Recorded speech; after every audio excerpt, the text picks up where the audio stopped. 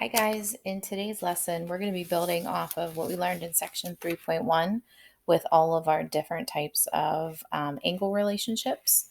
And we are going to be actually formally learning the official special angle relationships that exist between them. So back in section 3.1, we learned that there were special relationships formed here. So for example, this was the interior. This was your exterior. And same with this. We also remembered that this was your transversal and that these were different angles that were created from the intersection of the transversal with the two lines. So to recall, corresponding angles, remember, are angles that are in the same positions. So your corresponding angles would be like angle 1 with angle 3. Another pair would be angle 5 and angle 7, angle 2 and angle 4. And your last pair would be angle 6 and angle 8. Okay, remember alternate interior. Alternate interior would be looking at angles like 2, 6, 3, and 7 because they're on the inside, but they have to be on alternating sides of that transversal. So for example, angle 2 and angle 7 would be considered alternate interiors because they're in the inside but on opposite sides of the transversal. So angle 2 and angle 7 would be a pair. Another pair would be angle 3 and angle 6. Okay, alternate exterior would be taking a look at the angles on the outside. So angle 1, angle 5, angle 4, and angle 8, but they have to be on opposite sides of that transversal. So angle 1 and angle 8 would be an example of a pair. The other pair would be angle 5 and angle 4.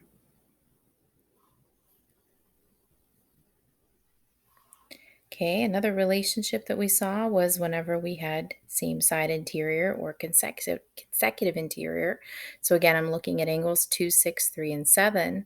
So I'd be looking at maybe angle 2 with angle 3 because they're on the same side as the transversal.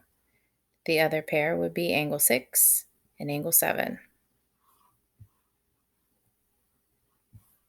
And then finally, when we do consecutive exterior, these would be angles that are on the outside portion, but on the same side. So this would be like angle 1 and angle 4, or angle 5 paired up with angle 8.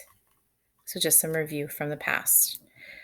Reason why I wanted to review those is because now we're officially putting some postulates and theorems with them. So, for example, if two parallel lines are cut by a transversal, and I want us to number these, so I want you to add this to your note taker. So we're going to number this in the following way: 1, 2, 3, 4, 5, 6, 7, and 8. If we have for postulate 15, which is our corresponding angles postulate, corresponding angles are considered to be congruent. So, for example, you can just number two of them. So, angle 1 and angle 5 would be considered congruent because they are corresponding angles. Theorem 3.4 is our alternate interiors angle theorem. Alternate interior angles are considered to be congruent. So according to our picture, let's label a pair. Angle 3 and angle 4 would be considered to be congruent. 6 according to our picture.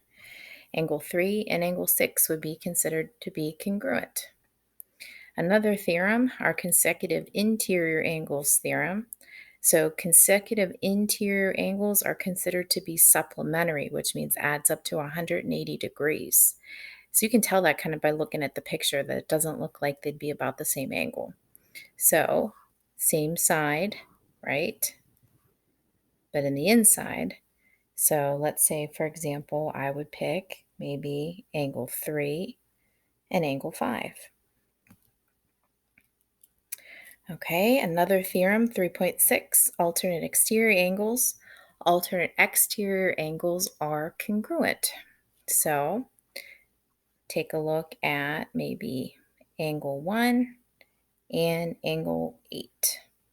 So again, angle 1 and angle 8 are congruent because they are alternate exterior angles. So most importantly, most all of these are congruent except if you have consecutive interior angles. Another special relationship that we're going to start using is theorem 3.7, the perpendicular transversal. If a transversal is perpendicular to one of two parallel lines, then it is perpendicular to the other. So for example, let's label these. Let's label this as line S, and we'll label this as line U. We can say that if a transversal is perpendicular to one of two parallel lines, so let's say already that we're assuming or given to us that we know that line T is perpendicular to line S. I'm just going to write those in there. So line T is perpendicular to line S.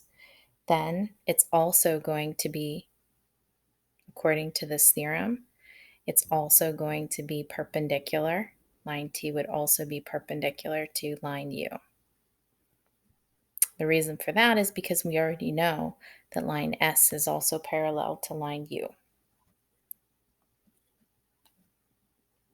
All right, so let's take a look at our first task.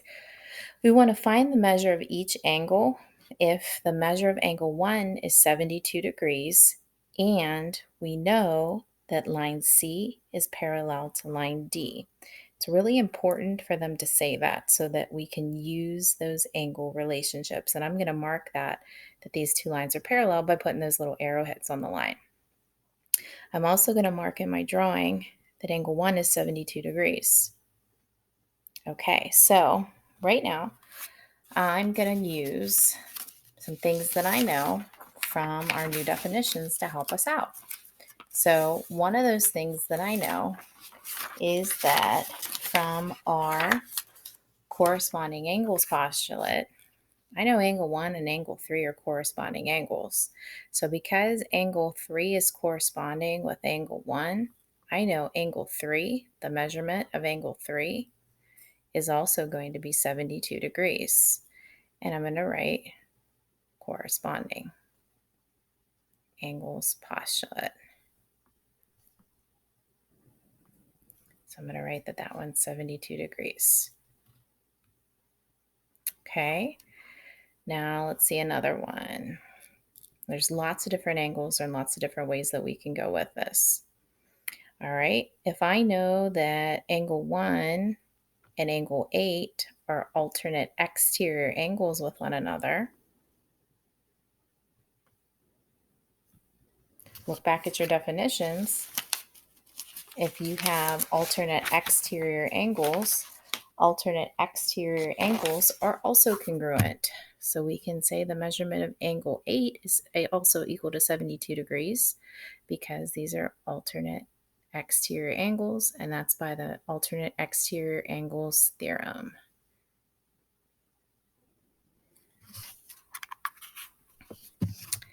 I can also say that the measurement of angle 6 is equal to 72 degrees because these guys are vertical angles. So angle 1 and angle 6 are vertical angles with one another.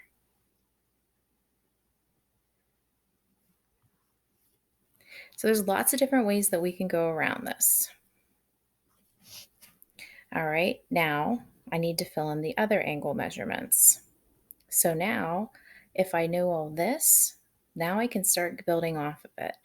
All right, so I know that angle 1 is 72. I know angle 6 is 72. Well, if I take a look here, I could start going and maybe filling in with look at what I know at like a lot of the lines, and I can get linear pairs. Look here. So for example, do you see the linear pair that's created by angle 1 and angle 2? I can do 180 minus 72 to get my answer for the measurement of angle 2. So the measurement of angle 2 would have to be 108 degrees. And we can just say that that is a linear pair. So they'd have to be supplementary. I could also say that the measurement of angle 7 is equal to 108 degrees, because angle 2 and angle 7, they're alternate interior angles. So by the alternate interior angles theorem, they're going to be congruent to one another. And now to fill in with angle 4 and with angle 5, angle 4 and angle 7 are vertical angles with one another. So I can say the measurement of angle 4 is equal to 108 degrees because they are vertical angles.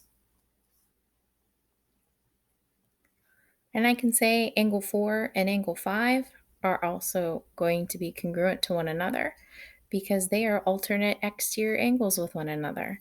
So I can say the measurement of angle 5 is 108 degrees because they are alternate exterior angles. So by the alternate exterior angles theorem. So you can see there's a lot of different ways to get to our solutions, but one thing I want to point out is all of your answers are either going to be the measurement that's given to you or 180 minus the measurement that's given to you. So there's a lot of different ways that you can get there, but I wanted to point that out, that these are just one way to do the problem. There's lots of other different answers out there in terms of your reasons. Okay, now let's take a look at the next set of problems that you guys have. We're going to figure out what the measurement of x and y is. We're just going to talk about how you could potentially get that answer. So we know right now that this angle right here is 70 degrees. To get my answer for x, I know by the linear pair postulate that that's going to be 180 degrees. So to get my measurement for x, and I'm going to write that down, that's the linear pair postulate. I'm going to do 180 minus 70. So that means x would have to equal 110. So x is 110 or 110 degrees. All right, now to get my answer for y, y also has to be equal to 110 degrees because x and y are in the same position. They're both in that upper left-hand position, so this would be corresponding angles. So because we have our corresponding angles postulate, that means that those would have to be equal to one another. All right, for question number 2, let's figure out what these ones are. All right, first thing I'm noticing is the angle that's 115 degrees that's given to us and the x that's across from it. You might be noticing the y first, but I'm looking at the x. I notice the x, and literally the x that's right here. So to me, I see vertical angles. So that means x would also have to be 115 degrees, and that's because of vertical angles. So if I know that this is 115 degrees, then I know that y is also equal to 115 degrees because x and y are in corresponding positions. So therefore, y is also to equal to 115 degrees. So it's corresponding angles again.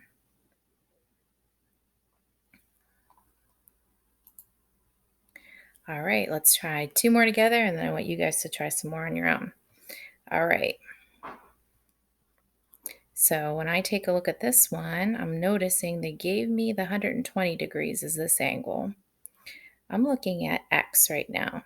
If I look at x and I look at the 120, they're both in the interior portion and they're on the same side. So I know same side interior angles or consecutive interior angles are supplementary. So that means that x would have to equal 60 degrees. So same side interior or consecutive interior, whatever way you want to call it, same side interior angles theorem. says that they have to be supplementary, so x has to be 60. Well, if that's 60 degrees, then y also has to be 60 degrees. And the reason that y has to be 60 degrees is because they are across from one another, so therefore they are vertical angles. You might have different reasons out there, but these are the same answers that we'll come up with. Okay, next thing. All right, if I look at number 4, first thing I'm going for, linear pair postulate. So I see that line. So I'm going to do 180 minus the 98. So I'm saying x is going to be equal to 82 degrees, and that's going to be our linear pair postulate.